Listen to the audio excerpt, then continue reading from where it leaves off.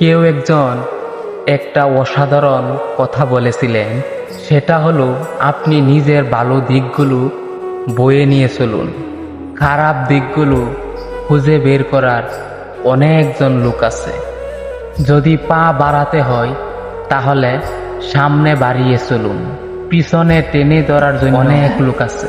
স্বপ্ন দেখতে চাইলে বড় বড় স্বপ্ন দেখুন, কারণ নিচে নামানোর জন্য অনেক লোক আছে। আপনার ভিতরে আগুনটা জ্বালিয়ে দিন, পুড়িয়ে দিবার জন্য অনেকজন লোক আছে। ভালোবাসতে হলে নিজেকে ভালোবাসুন, ঘৃণা করার জন্য অনেক লোকজন আছে। আপনি শুধু নিজের পরিচয়টা গড়ে তুলুন, বীরের সঙ্গে হাঁটার জন্য অনেক লোকজন আছে। আপনি এমন কিছু করে দেখান যাতে তারা আপনার জন্য তালি বাজাতে বাধ্য হয়।